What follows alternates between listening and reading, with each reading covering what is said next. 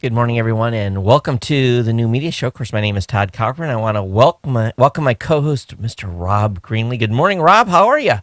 Doing terrific, Todd. The Saturdays keep rolling around, and it's great to be back here talking about some new media podcasting stuff as we do every week. And there's always something interesting going on, isn't there? yeah, there is. And actually, we'll have a little bit of a comedy hour at the after we get done talking with our guest here on some recent articles, and we may even go cuff to cuff on a couple of issues later on today. So it's gonna be fun. Oh, yeah! Wow. Okay, I don't have my boxing gloves here, so it's gonna have to be virtual. It'll be a verbal boxing match. So there you go. But Rob, why don't you go ahead and introduce our guest this morning? Well, we're lucky to have David Plotz on the show this week. He's a longtime podcaster and is the editor-in-chief of Slate.com, Slate magazine, which has been around for a very long time in the journalism, political, they've basically been really involved in podcasting for many, many years. And I think in a lot of ways are pioneering a lot of aspects of podcasting today. And he also is the host of the Political Gabfest, I believe, right, David? Yep, that's it. And that's a show that does tremendously well. And being on this show, we would love to hear about that formula and how you kind of achieve that success in an area that can be a fairly dry topic, which is politics. So anyway, David Plotz, thank you. Welcome to the show. Thank you. It's good. It's good to be here. You have to forgive me. Your watchers and listeners your listeners have to forgive me, but anyone watching has to forgive me because I'm in my bed. Although I've been out of bed for 5 hours, but I'm actually speaking in my bed. So that's actually perfect for this show. Yeah, so. Absolutely, and like being relaxed, and we can dresser. So boy, a little voyeurism for us on the show today. That's right.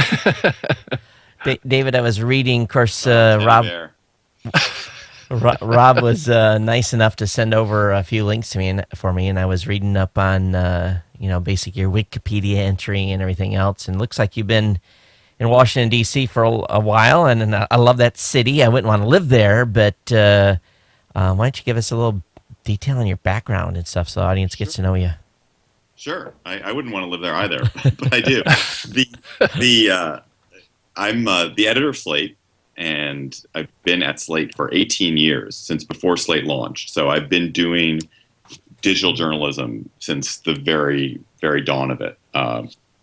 And as just before that, I was at the city paper here in D.C., and I grew up in Washington, and after college came back to Washington. But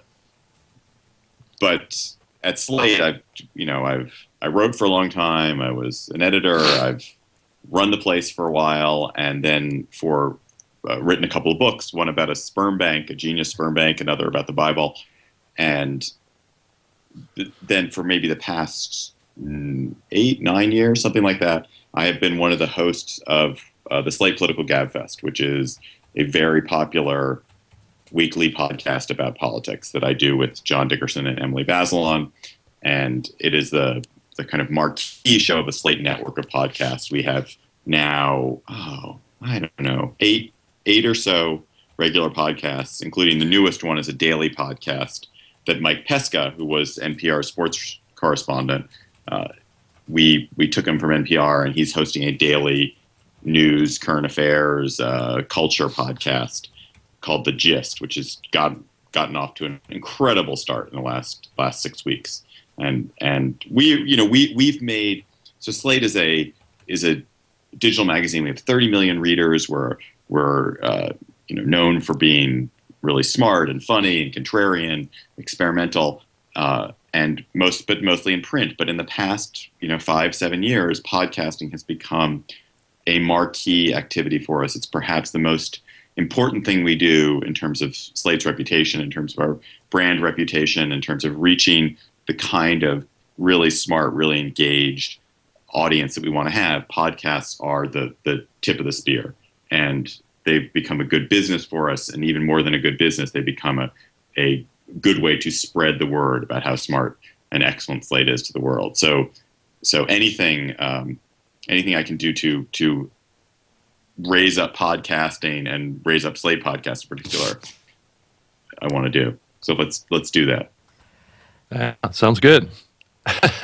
So, one thing I every once in a while I probably maybe once a week, maybe twice a week, I'll see a headline on usually social media someplace on a Slate article, and I'll go over and I'll usually get a pretty good laugh. You guys have some pretty good writers over there.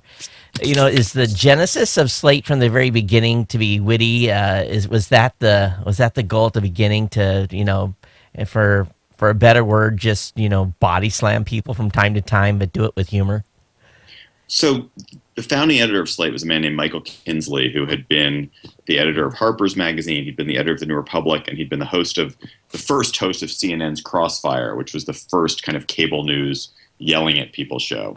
And Mike is unbelievably smart and funny and quick, and he always wants to use humor to make his point. And so from the very beginning, Slate's DNA has been about being really smart, but also being funny while you're smart. And that has, we may have changed the kind of the way we do a story. We have blogs, we have, podcasts, videos, whatever. But the through line in Slate is always, you got to be smart, you got to be, ruthlessly analytical, but you got to be funny. And that's carried us for 18 years, and it continues to be the defining brand. And I think our podcasts are the same way.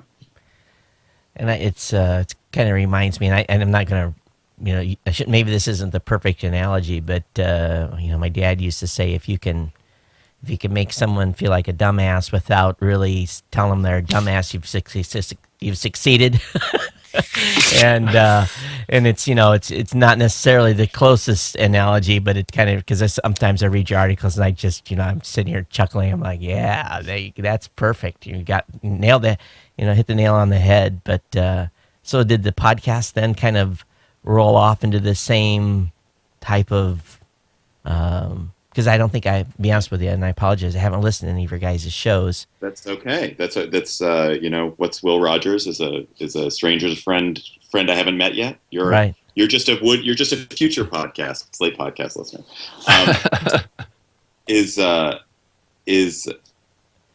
So we about 10 years ago, Slate had a partnership with NPR, and we were going to produce a regular radio show. We did produce a regular radio show in concert with NPR called Day to Day. It was a midday, like All Things Considered or Morning Edition. It was a midday variety show, for lack of a better word. And in order to do that partnership, we hired Andy Bowers, who was a longtime NPR employee. And Andy came to us and was the conduit for that show. But a couple of years in, Andy saw podcasting coming, and he was very early. He was an early user, an early adopter. And in 2005, which I guess is maybe a year after the very first part of podcasting started, Andy was like, we should get into this. And so we launched podcasts, and we did it basically out of a closet. We had a closet in our DC office, and me and Emily Bazelon and John Dickerson, these colleagues, we would just kind of go to the closet and we would talk. Because we assumed no one was listening, we talked as though no one was listening. And the sensibility that developed around our podcast and became the kind of voice of Slate Podcast was very much, this is how people in journalism, and in our case in political journalism, talk when they're at the bar or when they're just hanging out. Because we basically weren't trying to show off for an audience, we behaved the way we normally behave. So we would end up, we'd be doing a show and someone would call one of us on a cell phone, and we'd answer the call while doing the show, or someone we'd have to run out and do an errand in the middle of the show. It would just it's gotten a little tighter over the years. But from the very beginning, it's been this sense like, let's have a conversation. We're three friends. Let's have a conversation that is actually the kind of conversation you have with your buddies when you're talking about politics. And that we've carried that forward to our second biggest show is a Slate Culture Gabfest, which is a culture conversation among three Slate editors about culture. And then there's a show about sports, which is similar. And now there's a show about money, and there's a show, this daily show that that Pesca does, which is about everything, and there's a show about language, and all of them really share that same sensibility, which is let's not sound like we do this for a living. Right. And I think it really works. And what we've learned over the years, and this of course is no surprise to you guys because you're podcasting titans, but the informational value of what we're giving to our listeners, it's significant. We're good in the case of our political show. We're good political analysts. John is a really smart political analyst. Emily Bazelon is one of the great legal analysts in America. And we have really good, smart conversations. And they're, I'm not going to say we're stupid or anything. We're perfectly smart. But really what people are there for is to feel they're in a conversation with us, that they speak of it as though they're at a dinner party and they're the fourth person at the table. And it's very much it's an emotional and psychological connection to us that they have, less than it is a kind of information gathering. It's like they want to be with us. So I remember Stephen Colbert is a big fan of our politics show. And at one point we do live shows sometimes, and we invited Stephen to come to a live show. And he was like, no. He's like, I don't like your live shows because there are all these other people enjoying being in company with you, and I just don't. And then I'm listening at home, and I feel like I'm really missing out. And I think that's true. I think people really feel this intimate, personal connection with a great podcast, which is not about the actual informational content of whatever is being podcasted about. Mm-hmm. So you think that taking a live show and making it a podcast may be a mistake just because of that? Well, it cuts both ways. So in our case, we do regular live shows. Maybe, I don't know, every 2 months we'll do a live show in front of an audience, 400, 600 people. And there's a huge upside benefit because these people who come to the show, first of all, they're paying us, so we make money off of it. Yep. Second of all, they feel such a profound, intimate connection being in the room with us. So for that 600 people, it's a great experience. For the 100x or 200x number of people at home who are listening, who aren't in the room, I think those live show experiences are slightly worse because there is this feeling that I'm missing out, that everyone else is everyone else is with their friends, mm-hmm. and I'm not there. And so I know this from my own experience with podcasts I love, like the Men in Blazers, the soccer podcast I'm sure you guys have heard of. It's a great, amazing show, but then when they do live shows, I really hate their live shows because I feel like, oh, there's a special experience that's happening live that I'm missing. And so I think that we try not to do I think it would be a mistake to do a live show, every week or every other week. I think it's okay to do it as an appetizer every now and then, but to do it all the time would I think alienate the vast majority of listeners who aren't in the room, who want to feel the personal connection with you. Yeah, I would also think that it would create a feeling in your listeners that they want to be at your next live event too, right? Maybe? Yeah, no, it does. There's some of that too. So certainly we have a huge, we don't have any problem getting people to come to live events. And once people come to one, they will often want to come to another. Mm-hmm. But like there are people, we live in New York, Emily's in New Haven, John and I are in Washington. So we tend to do shows in Washington and New York. Occasionally we'll flit over to San Francisco or Austin or Chicago, but we're not doing a show. We can't be in every city. We've never done a show in Atlanta. We've never done a show in Los Angeles. We've never done a show in Portland. So a lot of people can't make those shows. And so they can't even aspire to make the show. Rob, I think David hits a point here though, because, having done my show, and David, I don't know, I do a tech show twice a week, one of the thousands of tech shows out there. But, when I started my tech show back in, 2004, and actually coming up on 10-year anniversary here soon. But really my goal from the very beginning of the show was to, it was like a conversation. In my head when I do this show, it's like I'm here to, at a table talking with several friends. And that was my goal. Now, I don't know if I had a political discussion going on at a table here at the house, we may end up in a fist fight, but that's good. That would be great, especially if video casting. But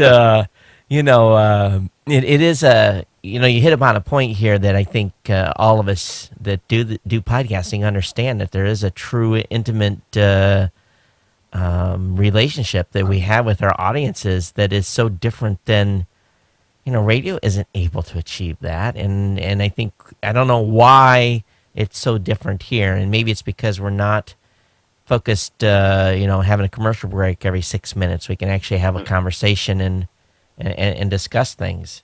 Can I offer a theory? Sure. Which is, I think you're right. So the looseness of the format is crucial because it mimics the way people actually have human conversations. I would also say the technology is critical here, which is that most people, at least for our shows, most people listen. A huge number of our people listen when they're working out, going for a walk, walking their dog, and in their car. Car I'll bracket. But when you're working out or you're going for a walk and you've got earbuds in, the voice is right in your ear, right? Yeah. It's right there with you. Yeah. And it's very personal. You're right. It creates a different kind of sensation than even having it ambiently in a room. Yeah, it's a very...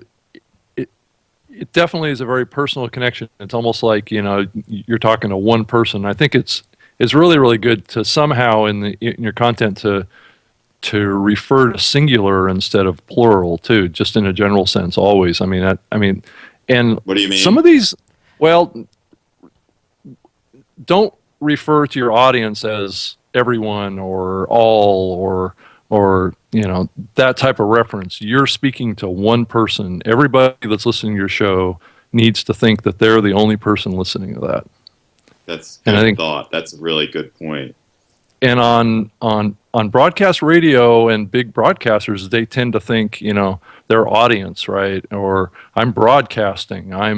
I'm speaking to a large group of people, and they use terminology and descriptions to give their audience their audience is really big, and that there's lots of people listening, versus speaking in a tone and in a language that's specific to an individual.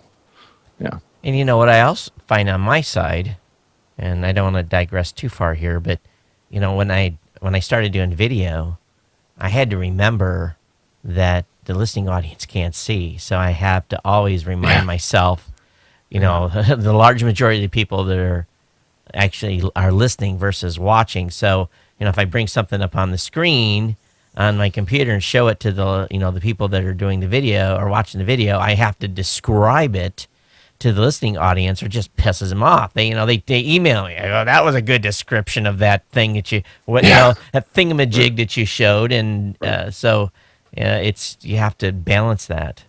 Yeah, and not all shows. Go ahead, David.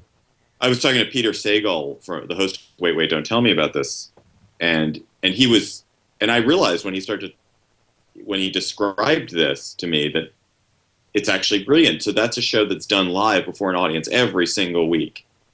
And he says they never, ever do anything which is visual.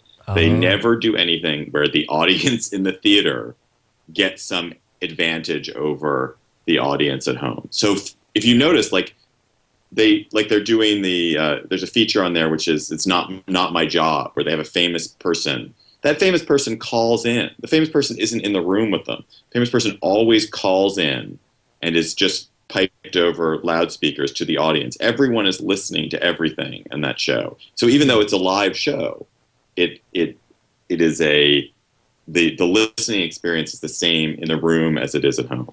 Yeah. Oh, interesting. Yeah. That actually is great. I think that's the way to do it. I know, but not all podcasts are audio and video, right, like this show is we're trying to live in this hybrid world. And I know, a Leo with the Twit Network likes to live in this world too. The vast majority of his audience comes from audio, which is really interesting. Even though he's an aspiring kind of video broadcaster, but it is a difficult thing to walk, because video has opportunities to do things that audio doesn't. But yet on the other hand, your audience is all audio, so it's a difficult line to actually walk. And like this show doesn't get a huge live audience, right, but it gets a much larger on-demand video as well as audio audience. Because that's Are we live? Are we live now? Yeah. Yeah. Oh yeah. Awesome. And it's in the key, and I always say live is the ends to the means. In other words, we're doing live because we can, not because we have to. We could just as easily record this. But I also think that live makes people better content creators, because you can't, once you make a mistake, it's done. It's in the can. You're gonna have to live with it, or you're gonna spend massive amount of time editing, and I don't edit. Yeah, so there's no post-production on this show, really, to speak of. We make sure the audio levels are good and throw it up there, and it is what it is. And we fail or succeed with the way it goes. So, I think, though, I just kind of like to get your thoughts, though, on a little bit on the podcasting space in general. You're, of course, obviously working with a great team there. Where do you see the podcast space now as compared to was when you guys started in 2005? Well, I mean, obviously, compared to 2005, it's clearly like a completely different universe. Right. I would say what's very disappointing to me is that adoption rates for podcasting are still pretty low, and that the percentage of people, if you compare it to radio, the audience is quite small. If you compare it to the huge success that the digital music is having, podcasting is doing really quite poorly.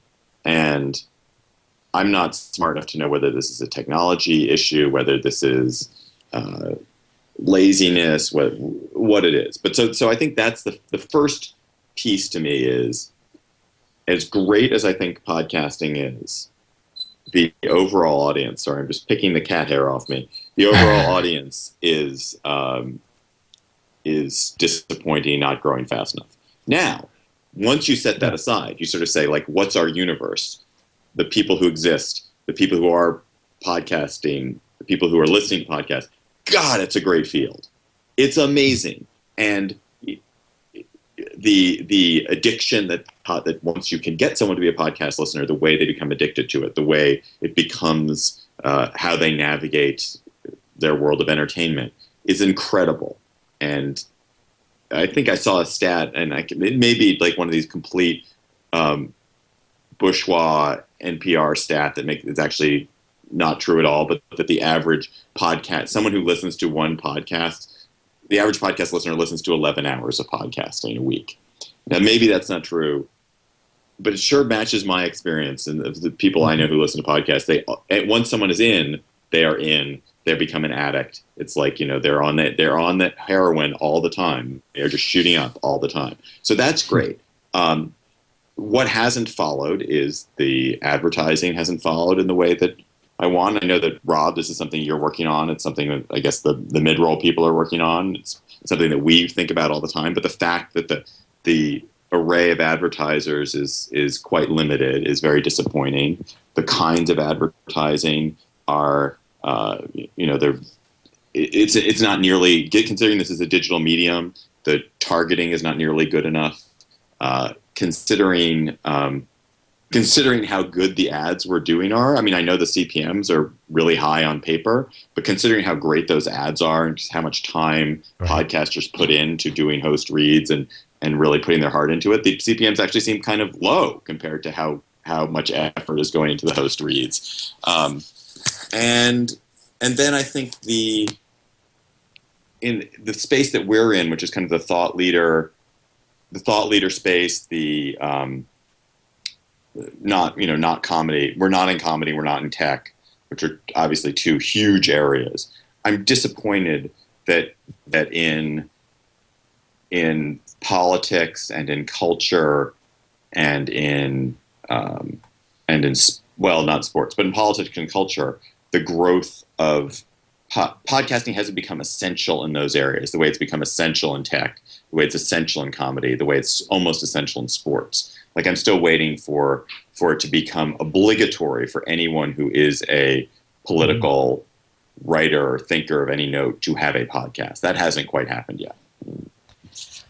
I will say this, though, looking at the lineup of political shows, and I think we've got maybe 300-400 over them on our site at blueberry.com.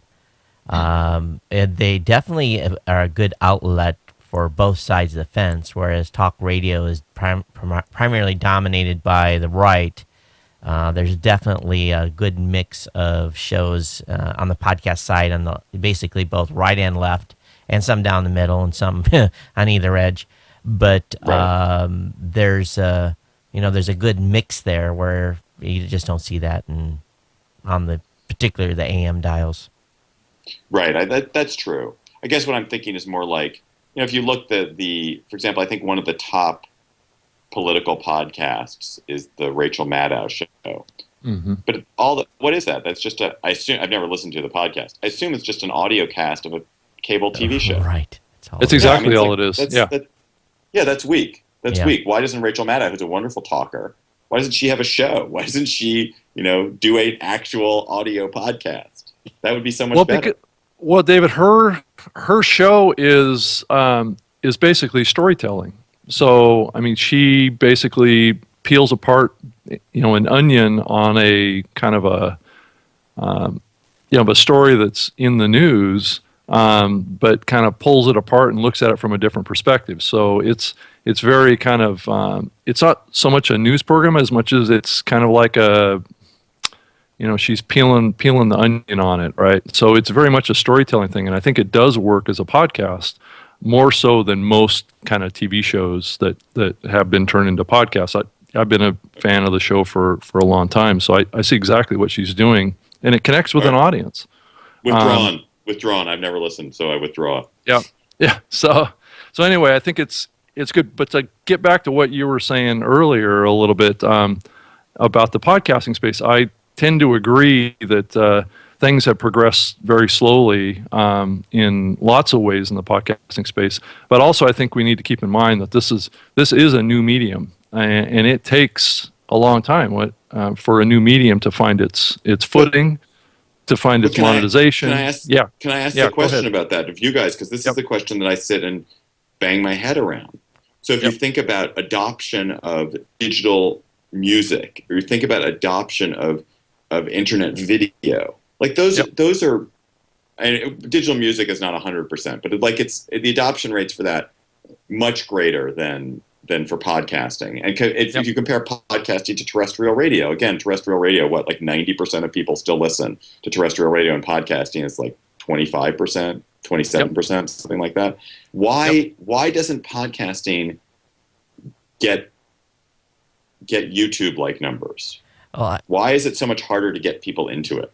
I'm a stats junkie. We do a lot of deep analytics. I think we've got about 20,000 shows right now that we're measuring, including ESPN and a bunch of radio stations and stuff. And I'm in this data every day, and I'm very happy with the growth in the space. But what I think is really the problem, and it boils down to where people are actually listening. And some of it, I think, is technology based. Right off the top, the Android community, right off the top, the Android community and the Android phone users are 12 or 13%, maybe max, of the total overall podcast listening audience. The other, essentially 87%, is maybe Stitcher gets 3 or 4%. A few Apple. others, but Apple gets the rest. They get the other 80%. I think we're missing at least half of our audience. The growth, just because there's not a good experience that is growing Android listeners. I think that's part of it. I think that's part of the technology issue. Now, the days of downloading are long gone, and I hope that stigma is not still there, and people need to know that they can just press play. Play. And listen anytime, and that's I very rarely download a show anymore unless I'm getting on an airplane. But that I think is a part of the technical issues. But at the same time, I know what happens in my vehicle. We carpool a lot here in Hawaii, just because of traffic, gas, and everything else. And I carpool my family.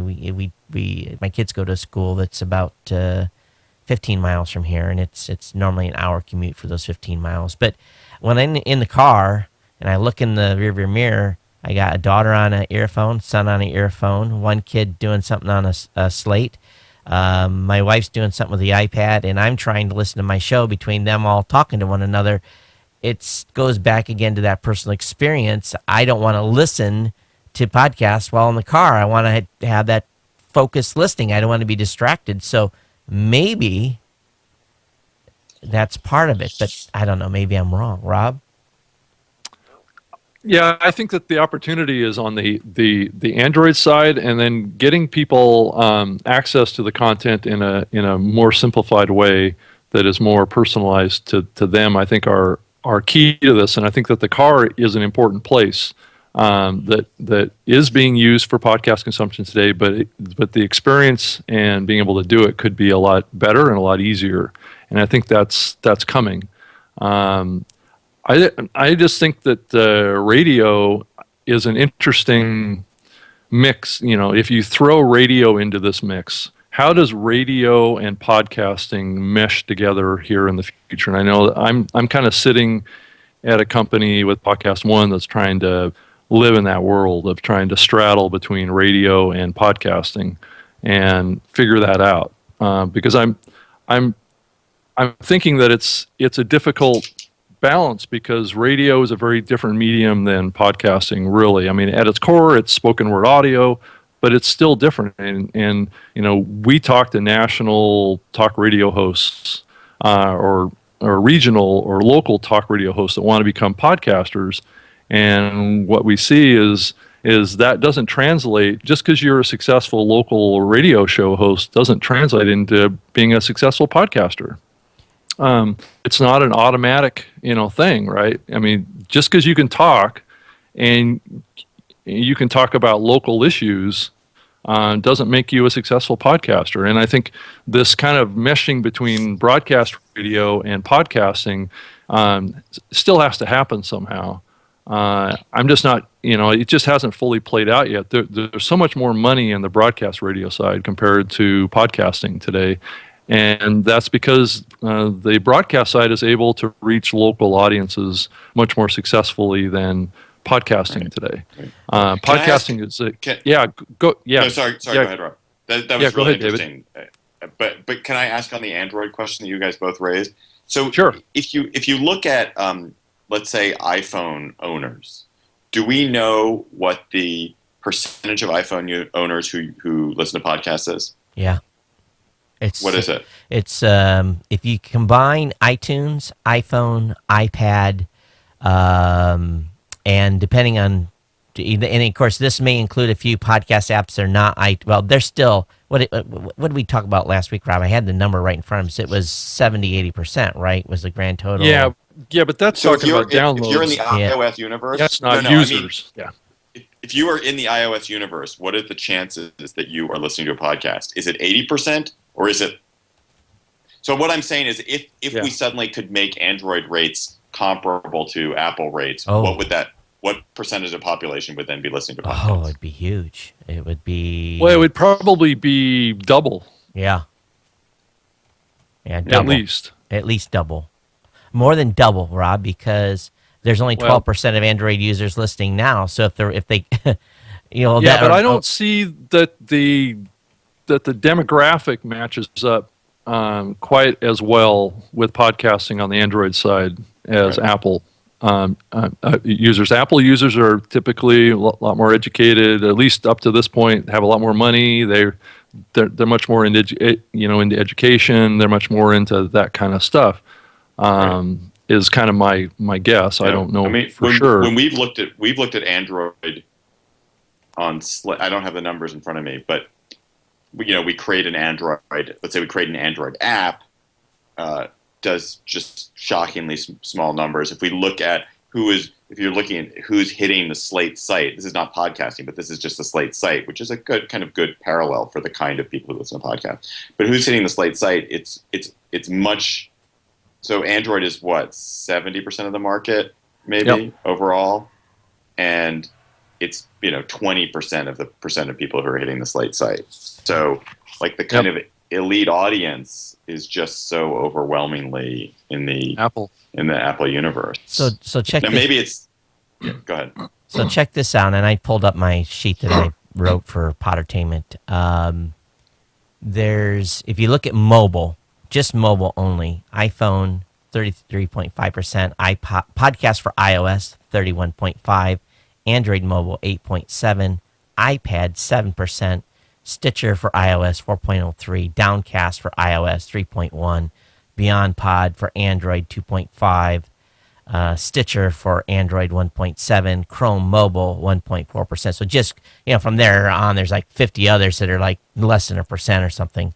So that just that's just the mobile, but that's not a breakout of purely one piece or the other. But you can see Apple still dominates. Well, Todd, so that tells me that Android is equivalent of the iPad in podcast. Right. It's just a tad bit above of what people get. Yeah.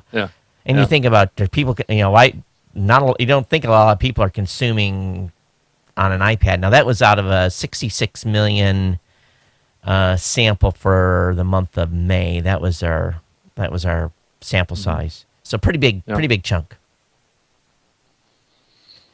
So, but that's still not to say that there isn't a huge upside for podcasting on the Android side. I think that it is there, and it is the future growth of this medium, because I don't believe Apple is growing at the same rate or has the upside that Android has. I also think too is we're jumping around here a little bit, but I'm jumping around the terrestrial question. When the Roku came out, we thought, man, this is the place got to be. And we were app 23 or 24, something like that, with our first app and our first channel in the Roku. And matter of fact, we boom, 3 in a row. Now there's 500 channels in the Roku. We were really, really excited, thinking this was going to be the future of where video podcasts were going to be. And it's down in the, couple percentage points now for where it's at for total consumption of, at least what we can measure. And here's the hard line. Same thing in the car. When you get in the car and you press the on button, what happens? It's FM or a CD or your Bluetooth. It's not to a podcast listing on the screen. And the same thing with your TV. You turn the TV on, HDMI 1. For the majority of people that aren't cord cutters, is plugged into your cable box. So people are creatures of habit. The default function, they're lazy. They don't move around. It's good enough. I'm only going to be in the car 20 minutes. I'll listen to this guy babble on, and that's all they listen to. So I think that's part of it as well.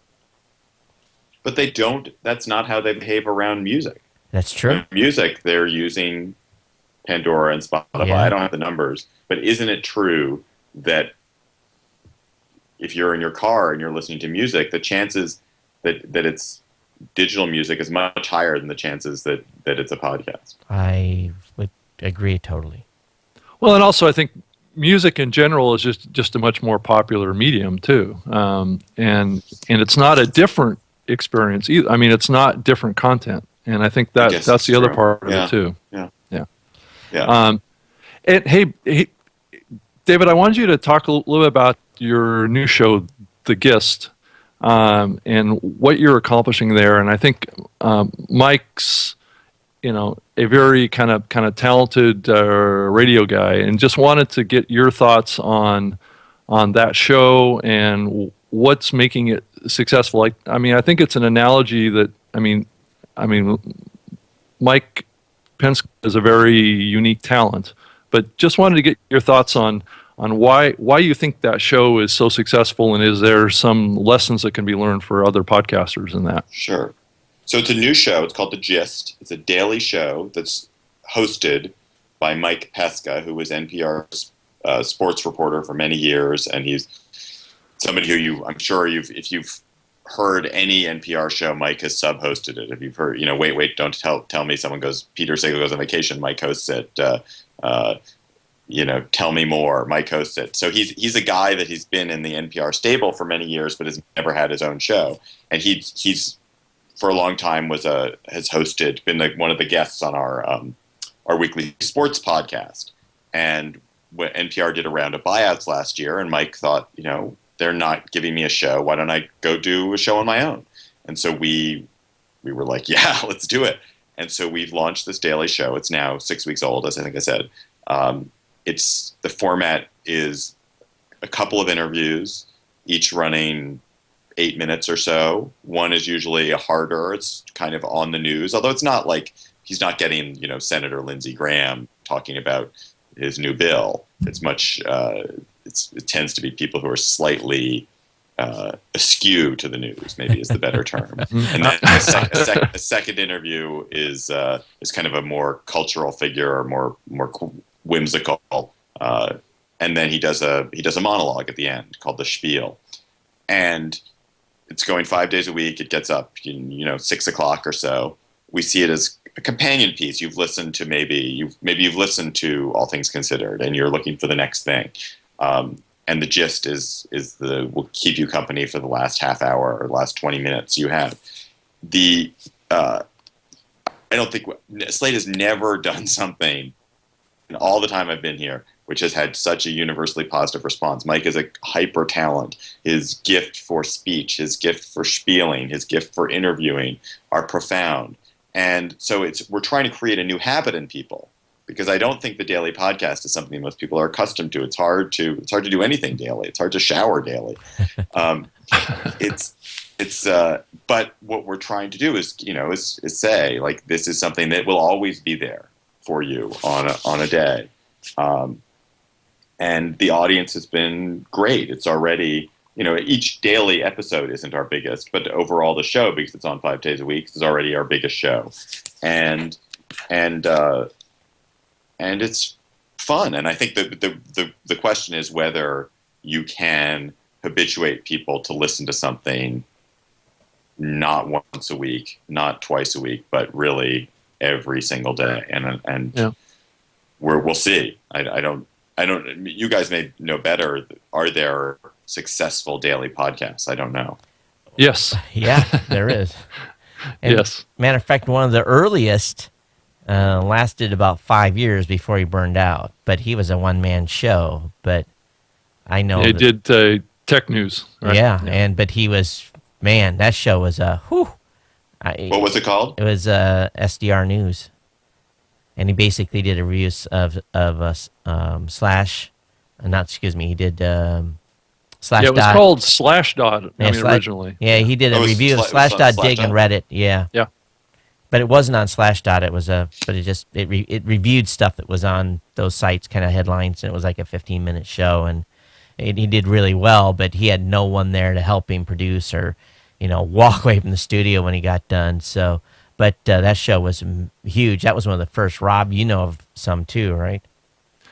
Well, yeah, I think the Adam Carolla one is the one that comes to mind. And we're trying to work with more and more daily podcasts as well. Is part of the Podcast One network. So as you think about talk radio, talk radio's been doing daily, for eons. So I mean, it's logical that we kind of try and live in that world as well. And a lot of the big nationally syndicated guys are doing like 3 hours of audio every day, and it's just like that's a lot of content to be putting out on a daily basis in the podcast space. So what we're wrestling with here is, do we stitch all that stuff together into one episode versus trying to put those out as 2 or 3 hour kind of separate episodes each day? Some like the Dan Patrick Show, which is a very successful podcast. He puts out 3 40-minute episodes every day, and they get downloaded a lot. I mean, obviously the first hour gets a lot more downloads than the second hour, and the second hour gets a lot more downloads than the third hour, or listens, actually, is probably a better way of looking at it. So, you start thinking about kind of how radio and podcasting come together, and daily, it's got to be shorter, right?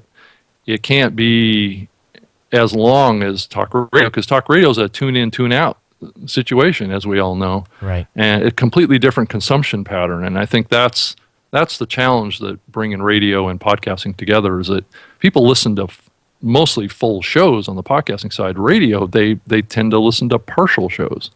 So anyway. And, in all honesty, I know a couple of guys that do a 3-hour show twice a week, and, it takes me even a commute and a half to listen to their whole show if I want to listen to the whole thing. So I don't think long is better. I really don't. From a daily, it's hard. It's hard to get that much content unless you've got like 20 people that are, building material every day. And if you're going to put out a daily show, it probably can't be any longer than an hour. I wouldn't think. I would think 20 minutes. Well, the problem we're at 25 now. Are you? I mean, I think that's the upper limit is somewhere between 45, about 45 minutes is probably the upper limit for a daily podcast. Just because if you think about what's the average commute, right? It's about 20 to 25 minutes here in the U.S. So you want to at least be able to, if they're consuming in the car, you want to at least allow them to consume half of it on the way to work and the other half on the way home as a bare minimum. But yeah, I mean, even a one-way commute may be a better strategy because then they can listen to 2 shows. Right.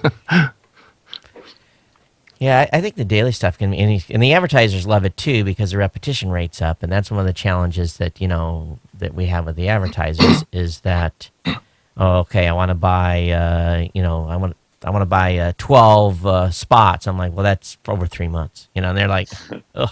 They don't think that way. They think about buying on a, 20 spots in a 3-day period. So they don't, they think different.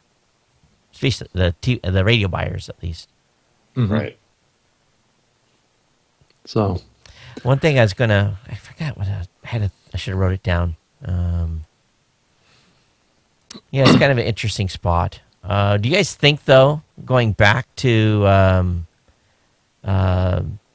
want to ask you guys real quick on the, I know, Rob, that you asked him about this topic, but do you think that as smartphones get smarter and get more integrated with integrated with the car, that the seamless experience will continue to build where if I'm listening to a show here in the house, I go to the car and it just automatically continues? Or are you guys doing that now already?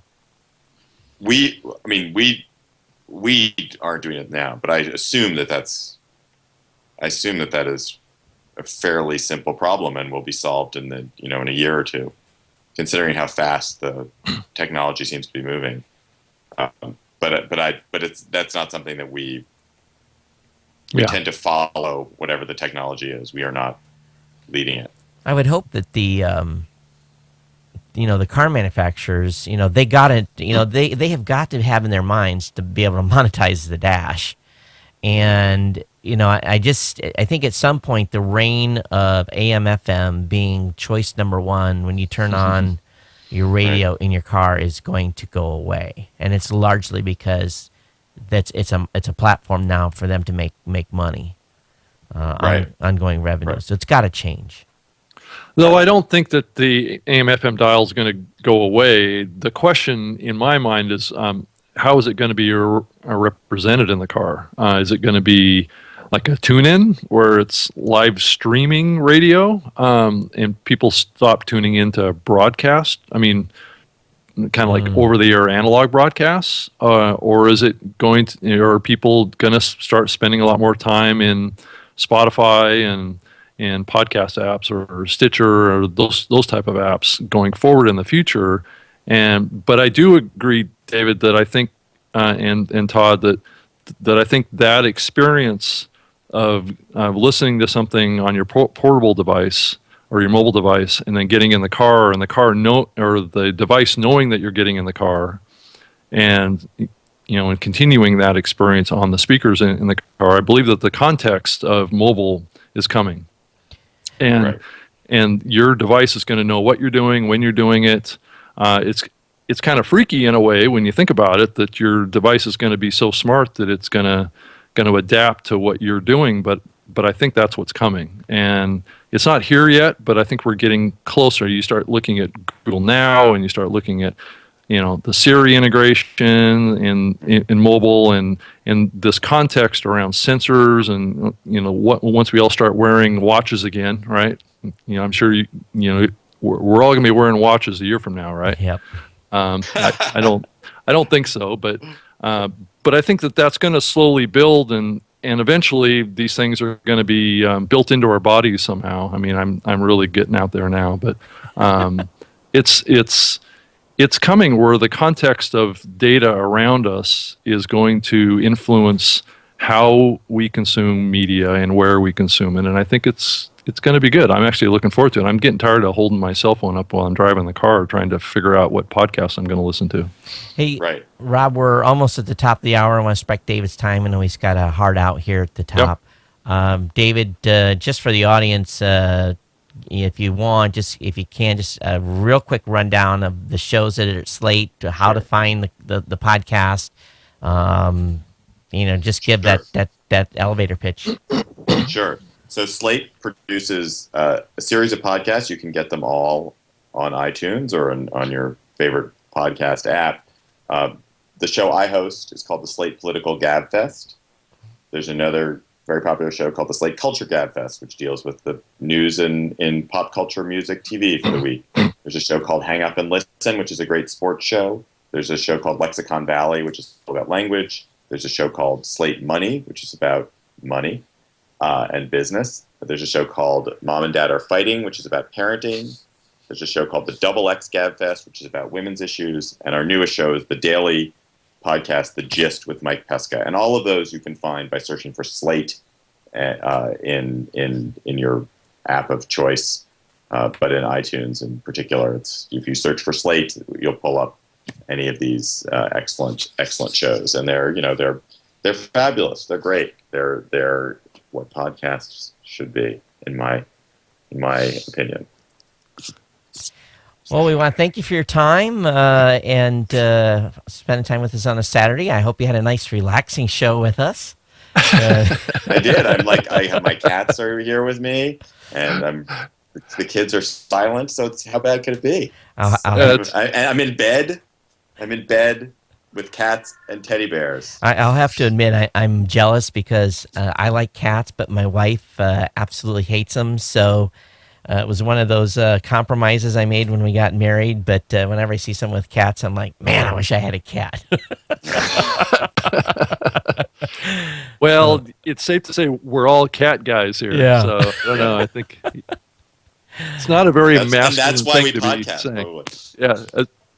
Podcats. That's what we are. Oh, that's funny. Yes. But they're definitely entertaining when they come across the screen. All right, David, thanks so much. And everyone, make sure you check all those shows out over at Slate. And definitely follow David on Twitter too, at David Plotz, Plotz. No, I was going to say .com. That's stupid. At David Plotz. All right. Thank you, guys. Hey, Bye-bye. thank you so much. All right. Bye-bye. Thanks, David. That was good. Yeah.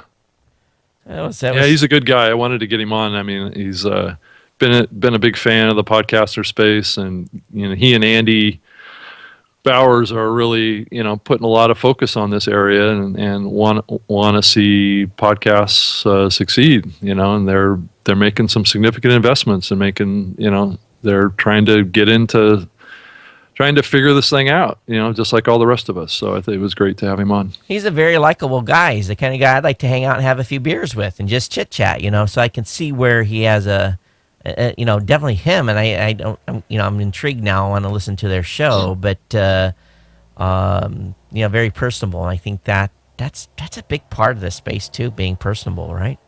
Yeah, no, I agree. I mean, you have to be approachable, and you need to speak in a way that people feel comfortable and be, a little funny too. And that keeps people's attention, right? It's not always serious, but there's serious things that need to be talked about too. And and he's trying to live in that world that's Right. kind of similar to, like the Daily Show, and trying to sprinkle in humor and some irony and Yep. some hypocrisy into the journalistic coverage that he does. Speaking of funny and hypocrisy, Yeah. Oh, really? Okay. what do you think about this hit? I'm going to call it as it is. It's a hit piece. It's someone's PR scam. Here's the title of the article: the 20th. And let me read the 20 highest earning podcasts. And before I go into this, it says, this was so classic. This anonymous insider helped us fill in the gaps where needed. Okay. I'll give you. I have a $20 bill here somewhere, and I bet you $20 I know where this article come from. I'm not going to say on the show, but this is someone's little PR piece. This is what this is, and to say it's otherwise, bullshit. And I just laugh at these numbers. So I know you want to weigh in here, but I have to say this. According to this source, Leo Laporte makes $50,000 per episode. Of what though? It doesn't say. Right. He says he's got This Week in Tech. This Week in Tech has 500,000 downloads per episode, and he makes $50,000 per episode. So he does 55 episodes a year, right? Yeah. Okay, that's about so right. 50,000 times 55. That would be 27 million. No, $2.75 million a year. Do you think that's possible with his show? Well, Maybe. Leo has put it out there that his network is generating what, 6 million a year. Yeah, so maybe is So Twit half of that? That was like, that number he put out there was like a year ago or a couple of years ago. So who knows what it is today? I have no idea. In 2013, they say they grossed $8 million. So 8 million. yeah, but if we go back and I'm not so questioning Leo's numbers. Leo has a great show, has a great audience. Well, he has a fairly high CPM. I know that. Right. I don't know if this is accurate or not. I mean, Yeah. I don't know that PodTrack does all of the tracking for him. And so that would be the only source that I could think of that would Yep. be reliable for that number. Yep, and Leo, I don't ever think Leo's ever. Maybe he has it, and I haven't heard it. But there's some other ones on here that I look at the numbers and I'm like, I can't. As a matter of fact, I'd be very careful here. I'm like, Yeah, well, they're. I mean, some of these are probably a little high. Some are probably low. I mean, it's not. It's a ballpark. It's not. yeah, It's going to vary from episode to episode drastically. It depends on who their sponsors are, what the CPMs are. Yeah. It just, it's hard to generalize these kind of things. And it's actually not good to even, I don't think, to put the numbers out, because I think it sets expectations, Right. and kind of clouds the issue. These are not things that necessarily any listener needs to know, because I don't think it's helpful to have this stuff out in the space. and according to, for example, Shane and Friends, never heard of this podcast ever. Don't know who they are or nothing. Shane is a popular YouTube Okay. celebrity that kind of is a crossover. So they claim that they get $4,500 for their 20-second pre-roll, $6,250 for the second mid-roll, and $4,500 for the 20-second post-roll. Pre and post-rolls are scavenger advertising. Their value is almost worthless. 250,000 downloads, and if you just do the CPM on that, it would be 3 spots averaging about $20 CPM per spot. Okay. I don't believe you're going to get $20 CPM for a post roll. Well, You might get 3 if you're lucky on a post roll, but I don't know. I just people get done the end of the show, they leave. They don't hang out and listen to ads. They listen to the beginning of an ad on a pre-roll because they have to in many instances. So you are seeing more. I think that the Shane and Friends podcast is an interesting example of what is starting to happen in the space. Is that those YouTube celebrities are starting to cross over into other mediums more and more. I mean, I saw a big a YouTube celebrity get a radio show on Sirius and XM here just this, like, in the last month or so. So you're starting to see those big celebrities that are have like 6 million subscribers on YouTube and have huge followings on YouTube, starting to sprinkle into radio, starting to go over to podcasting, starting to get into other mediums to kind of expand their kind of opportunities for earning revenue. Because let's say what's happening. The revenue that comes from YouTube is declining for all these guys because more and more Google is taking a higher percentage. Yep. That's kind of what they've been doing all along with AdSense and AdWords for years and years. So that's the trend. And so a lot of these big celebrities are starting to move over to other mediums as a way to extend their brand and extend their reach and extend their income opportunities. And I think we're trying to do that as well at Podcast One. We launching with more and more YouTube celebrities and that kind of stuff, because they have loyal followings. The question gets back to is who those people are on YouTube, and does it really translate over into these other mediums? Yeah. I would say on the Sirius XM side, I think that's a pretty sketchy connection. But I think that there's going to be more of kind of these online media stars that move over to traditional media more and more as the traditional media feel vulnerable to what's happening online and want to make sure they keep those audiences, right? Or what they think that they're going to get with audiences listening over to traditional side. So, yeah. Anyway. And go ahead. And I looked at about 10 of these, and I looked who their advertisers were. I'm like, they're claiming they're getting $60 CPM on their show. So anyway, I don't know where this guy got his info, but here's my prediction. This was a hit piece and that's gotten attention, and I think it sets unrealistic expectations for many podcasters, and in many instances may either, one, scare advertisers off thinking this is the real deal, or number two, bring into question that the people look like a bunch of clowns. And we have to stop this bullshit of bad reporting, this, in my opinion, does not help the space at all. And if these numbers are accurate, congratulations. They're getting the highest CPMs of anyone in the space. $60, that's huge.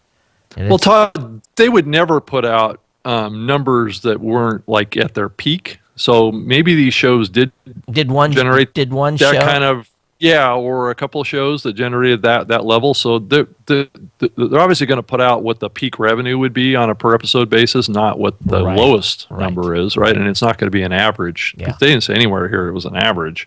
No. So obviously they're going to try and put forth the best possible download scenario. So maybe they had one episode that downloaded that number, but maybe they had 9 out of the 10 that downloaded less than that number. And also they put in your downloads versus listens, So, okay, got 125,000 downloads. Great. How many listened?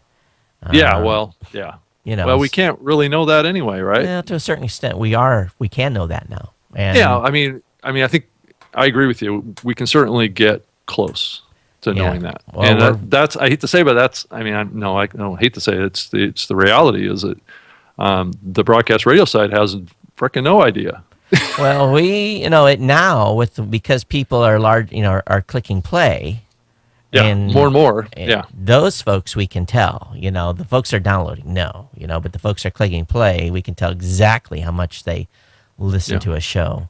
And matter of fact, that's a metric that we're providing now. So it's that's an easy peasy one for us to do. But it's just an interesting. It's an interesting piece, and I thought it funny. It's definitely made a lot of podcaster discussions.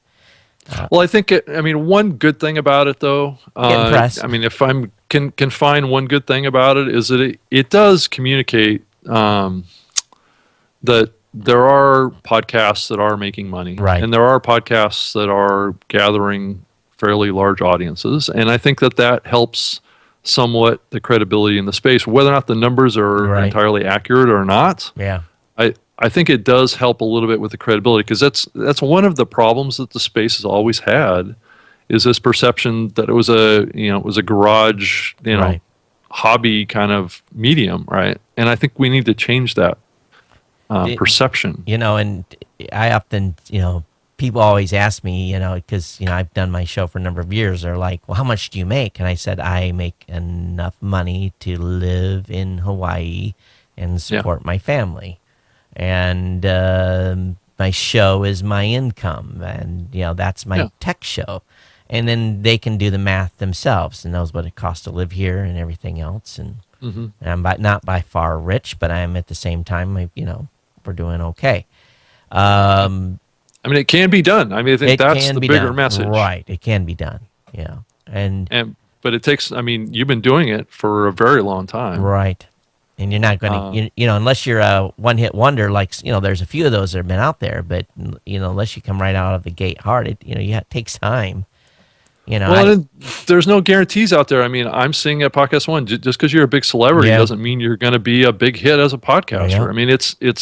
It's not, lots of, I think people think that, it's easy for some people to be successful in this medium just because of their celebrity status or their prominence, in other areas. That I don't believe that that's true. I think you still have to be a good, communicator. You have to be a great person at connecting with people, just like you were talking about with David just a few minutes ago. He's a personable guy. Yeah. He connects with people. He actually can speak in a way that connects with people, and people want to listen. So I think that's the power. A lot of times big celebrities don't know really how to speak to people. They go through life communicating with their audiences from a script. Yeah. Well, one thing that is interesting, and this is another thing that came up this week, and something that I was partially an instigator of, was I advise podcasters don't go sign exclusive contracts. I've been asked 3 separate times in the past couple of weeks by podcasters, should I sign this exclusive deal? And my thought process, and I know, Rob, you may disagree with me here on this, but my thought process on signing exclusive deals is that, number one, there should be guaranteed revenue that's associated with an exclusive sponsorship. It should have opt-out clauses. It should have a termination clause as well. And as long as you have those in place, then go ahead and sign the exclusive deal. But if no one's going to guarantee you revenue, and you're going to be exclusive to someone, then be careful. Now, in retrospect, I've reached out to, in this particular case, I've reached out to a number of folks that have relationships with different companies. I've said, "Are you exclusive now?" And all of them said, "Oh, no, we're not signing exclusive deals." So for the most part, I think there's a handful of shows that are signing exclusive deals. And even like the one guy said, he said, "Well, I'll give this 90 days and see how it goes." So, maybe I overreacted a little bit, but at the same time, there's a lot of history here, and Oh, yeah. I don't want to see history repeat itself on people getting locked into something that they are later on, it pisses them off, makes them quit. Well, Todd, I think that there's a spectrum here, and I think true. it's from my perspective, I think it's each content provider needs to decide what they want to do, and I think that the spectrum of options is exclusive distribution contracts and going it alone, right? Yeah. And I think there's hybrids too, because people are doing hybrids too. That's right. But I think as you look at both ends of the spectrum, I think that there's advantages and disadvantages depending on the podcaster and what they bring to the table and what they're capable of doing, what their strengths are. And I think that's at the core. That's what this debate is about, right? Is it if you look at like big celebrities or big talk radio hosts, or you look at bigger celebrities and things like that, they tend to think about these exclusive contracts more.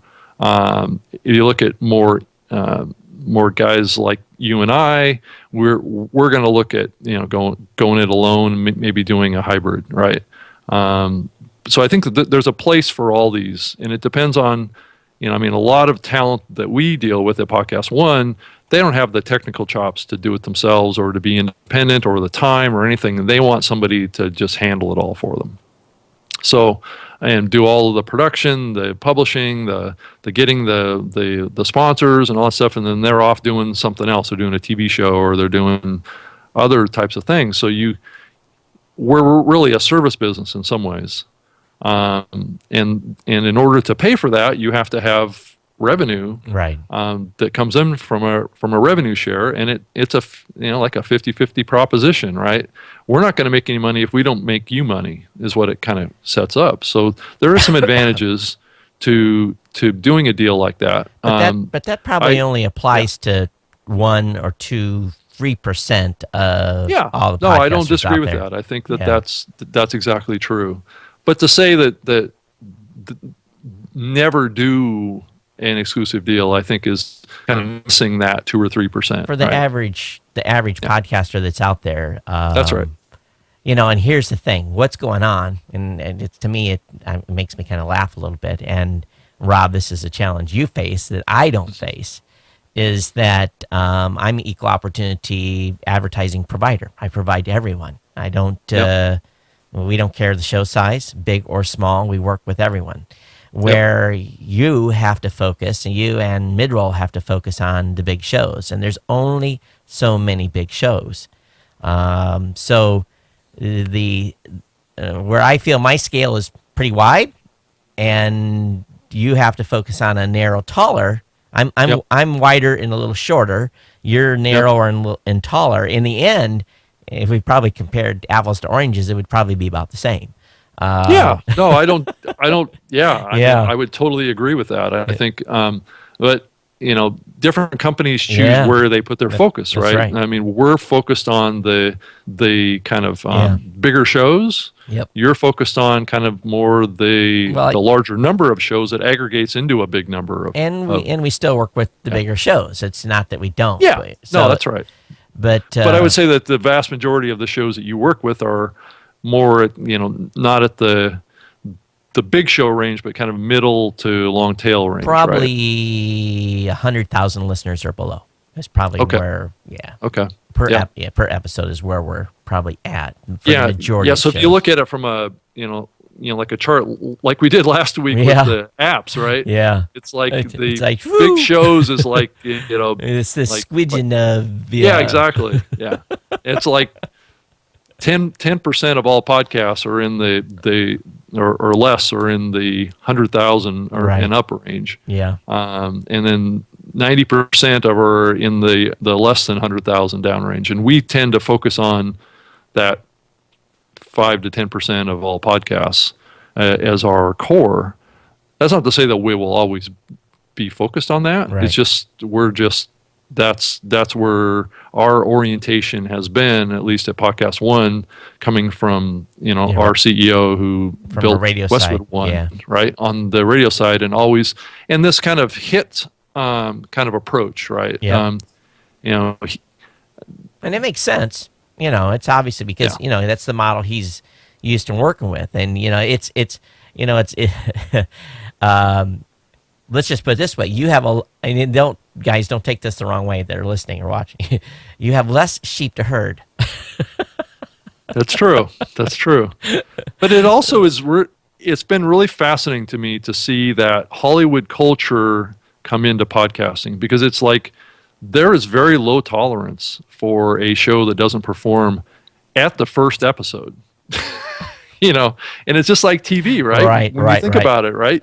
Yeah, I mean, how many TV shows get canceled after the first 3 episodes? A lot. There's a lot, right? Yeah, and if it's the same thing here. If every podcast got canceled after 3 episodes, there'd be no podcast left. Yeah, and it's like there's this burning desire to find success as fast as possible. Yeah, right. And it's like, I have to communicate, and I just make sure everybody's like thinking some shows are gonna skyrocket very quickly. Other shows are going to take some time. It's going to simmer and then boil. Yeah. It's just like there was a guy on Google Plus. He's been at it 3 months. He says, I'm at 1,500 listeners and I want to quit. I'm like, what? Yeah. Stop. Hold up. You need to, number one, no one knows you. No one has ever heard of you. Number two, 1,500 is fantastic for 3 months. I said, it takes time. I tell people, it's just like, we're getting ready to add, Rob, at least 3 more shows to Geek News Central. That's the minimum number right now that we're going to be adding. It looks like they're going to come on board. And they're all a little different than what I do here and with my other shows and the Gadget Professor and what Langley does. And, I told these guys 2 years. It's a 2-year commitment. I'm making, we sign an agreement, and it's basically it's who owns the show and who's responsible for what, and what the advertising splits. Because I'm actually kind of doing an exclusive deal, but also I'm investing my time and money and to kind of like you do with and I know it's going to be a 2-year process to get these shows. And some of them one of them's pre-existing. So it's going to be a lot of fun, and I understand that part of it. Don't get me wrong, but generally I tell podcasters, don't sign no exclusive advertising. And matter of fact, with the guys that are coming on board, I'm telling them, I encourage you, go out and find advertising. You find advertiser for your show, we'll get it in. We want you to work that angle too.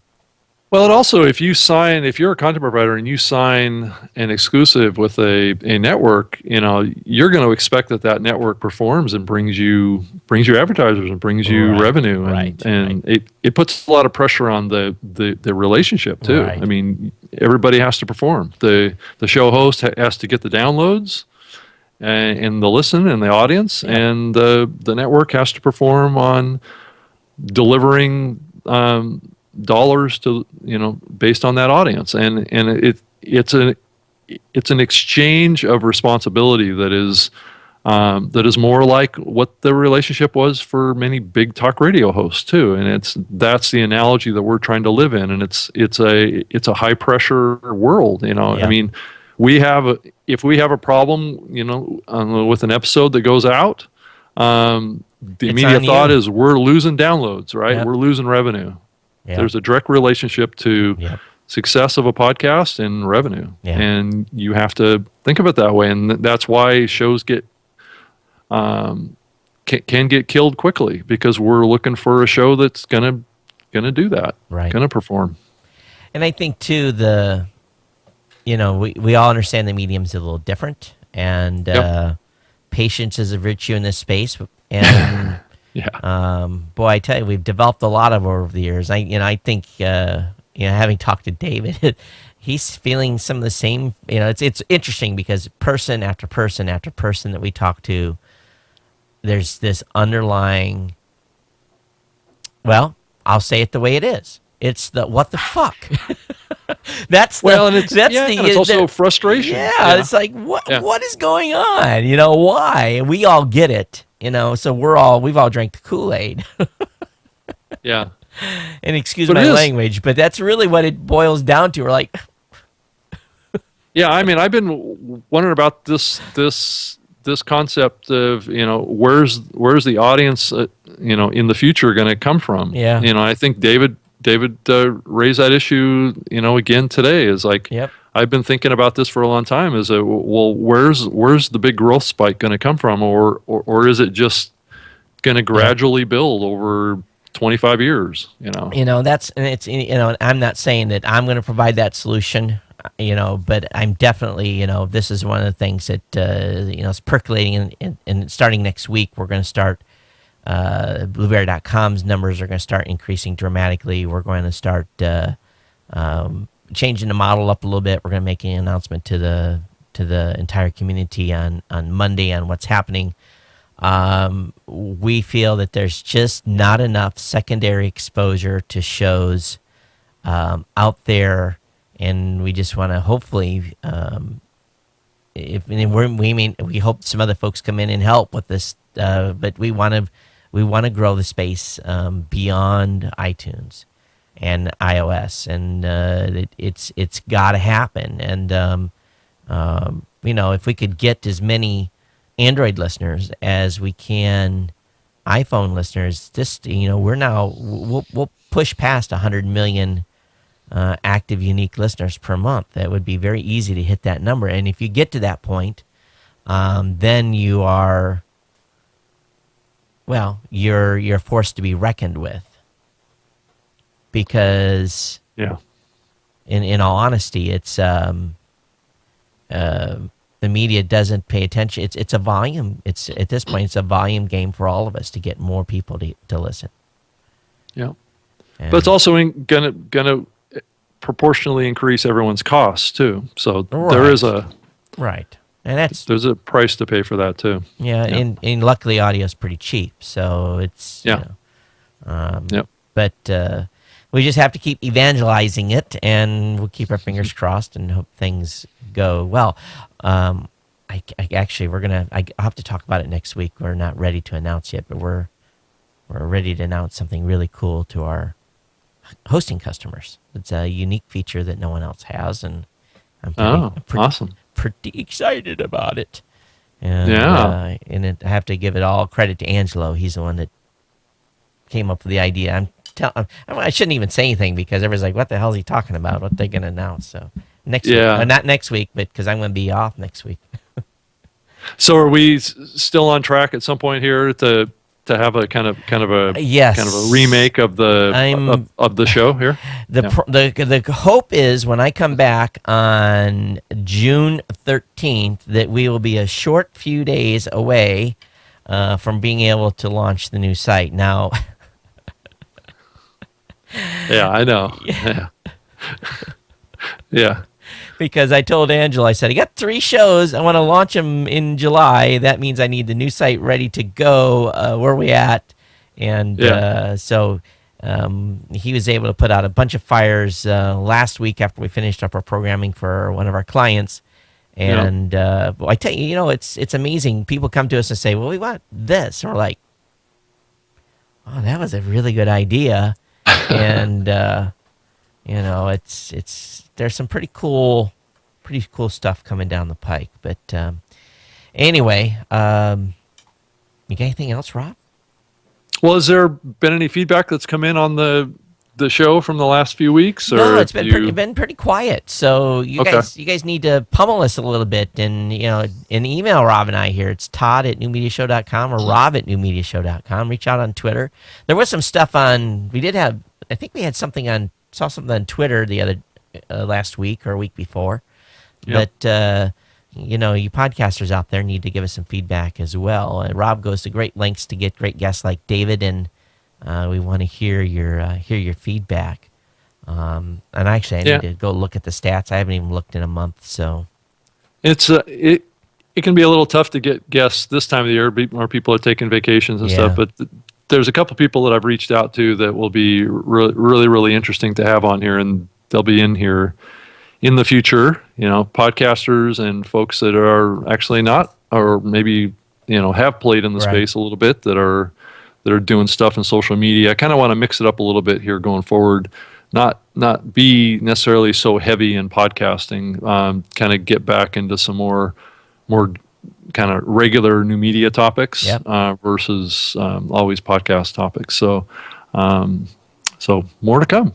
All good. Outstanding. Well, we are at the bottom of the hour, and I want to thank everyone for tuning in. I guess that's maybe not the right word to say, for streaming in or downloading in, however it may be.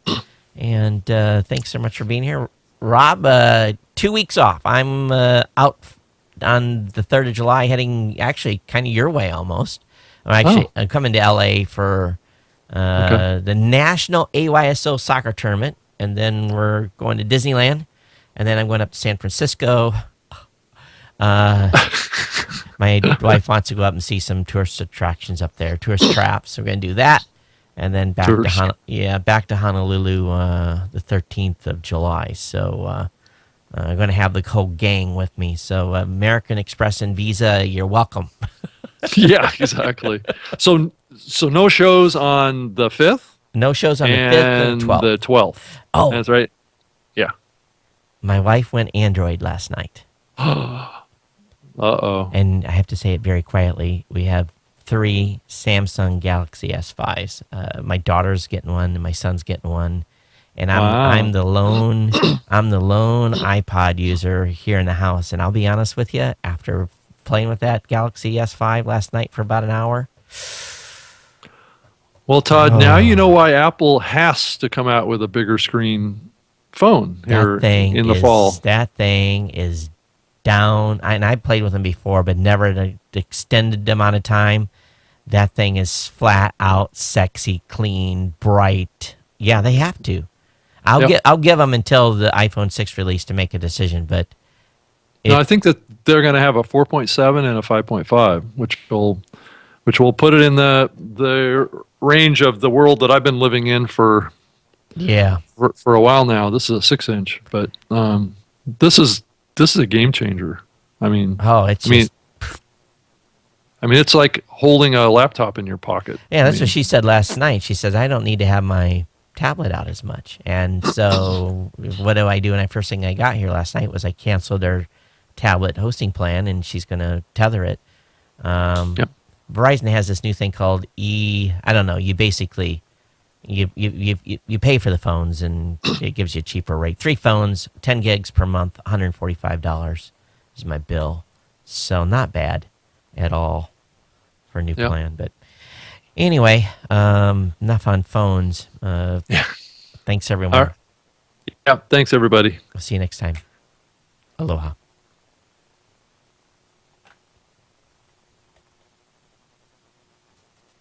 Okay, 1 second. Bye-bye, YouTube. Bye.